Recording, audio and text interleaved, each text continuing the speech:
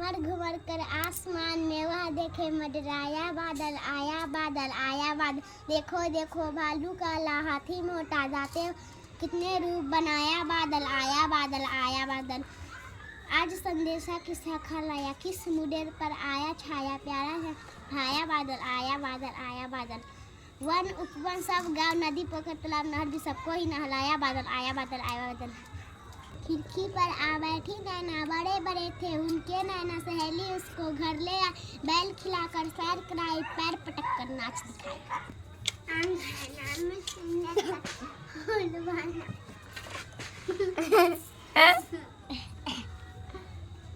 तेरी पतली कमर पर मटका भारी उठ जावेगा तेरे हर में चाल घूंघरू उठ जावेगा। गोना फेमस घुमर कर आसमान में वह देखे मंडराया आया बादल। देखे देखे भालू हाथी मोटा दाते बाला कितने रूप बनाया बादल आया बादल। आज संदेशा की सखा लाया किस मुडेर पे आया छाया प्यारा बादल आया बादल। वन उपवन सब गांव नदी पोखर तालाब नहर भी सबको ही नहलाया बादल आया। पूरे सावन कजरी गाता रिमझिम गीत सुनाता लो पानी बरसाया बादल आया बादल। दादुर मोर पपिया मोड़े खेते के बनहर से डोले जैसे ही लहराया बादल आया। नीली चांदर एक टंगार किरणों से कुछ रंग इंद्रधनुष चल लाया बादल आया।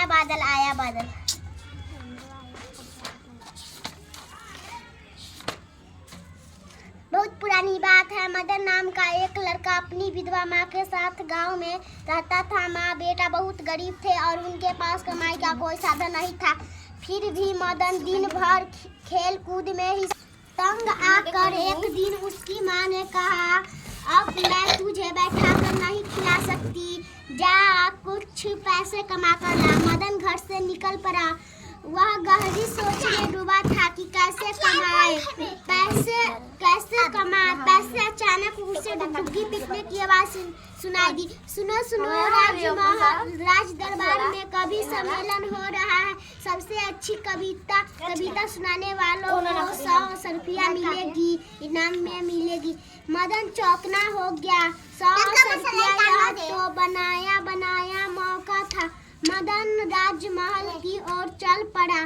चलते चलते वह सोच रहा था कि उसके कभी कविता तो रची नहीं थी क्या सुनाएगा वह बहुत लेकिन वह मस्त स्वभाव का था इसीलिए अपनी गर्दन झटकाते हुए उसने सोचा कि रास्ते में कुछ न कुछ सूझ ही जाएगा। थोड़ी दूर पहुंचा तो एक कुत्ता दिखाई दिया। कुत्ता पंजों से जमीन खोदने में लगा था। मदन सोचा कि क्यों ना अभी अपनी कविता शुरू की जाए। बोला खुदुर का खोदत है। यह पकीत उसको इतनी पसंद आई कि उसे दोहराते हुए चलता गया। वह एक तालाब के पास पहुंचा। वहां एक भैंस पानी पी रही थी।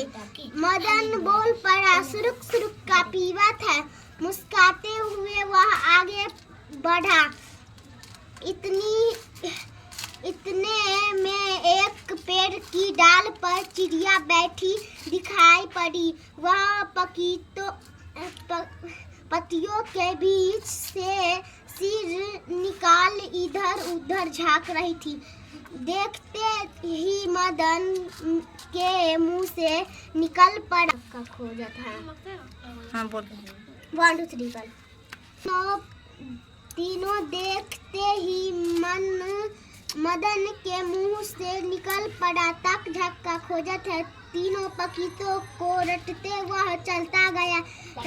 रटते उसे अपने आप एक और पकीत सूझ गई। हम जानत का ढूंढत है। अब तो सचमुच उसके मन में लड्डू फूटने लगा। कितने आराम से वह कविता रचता चलता जा रहा था। तभी सर की आवाज सुनाई पड़ी। मदन ने चौंक कर देखा कि एक सांप प्रताप रेंगते जा रहा था। उसने फटाफट लाठी उठाई और वहीं पर सांप का काम तमाम कर दिया। साथ साथ आगे की पकीत भी तैयार कर ली। सरक सरक कहाँ भागत है, जानत हो हम देखत है, हमसे ना बच सकत है। अब सिर्फ एक पकीत बाकी। निश्चित था कि वह पकीत भी चलते चलते सूझ ही जाएगा। राजधानी पहुंचा तो राजमहल का रास्ता ढूंढने की समस्या खड़ी हुई। पास में खड़े एक आदमी से मदन ने पूछा, भैया आपको राजमहल का रास्ता मालूम है क्या? नहीं। क्यों नहीं? उस आदमी ने उत्तर दिया, मुझे नहीं तो और किसको मालूम होगा। मदन ने सोचा कि जरूर यह राजमहल का कोई कर्मचारी होगा। उसने पूछा, आप कौन हैं साहब? उत्तर मिला, धनुषा भाई धनुषा। मदन के दिमाग में एक बिजली थी। धनुषा भाई धनुषा, बढ़िया शब्द थे। उसने इन्हीं शब्द से अपनी कविता की अंतिम पकीत बना डाली। वह खुशी खुशी राजमहल पहुंचा। अंदर घुसने से पहले उसने अपनी कविता फिर दोहराई। खुदुर खुदुर का खोजत है, सुरुक सुरुक का पीवत है, ताक झाक का खोजत है, हम जानत है का ढूंढत है, सरक सरक का भागत है, जानत है हम देखत है, हमसे ना बच सकत है। धनुषा भाई धनुषा।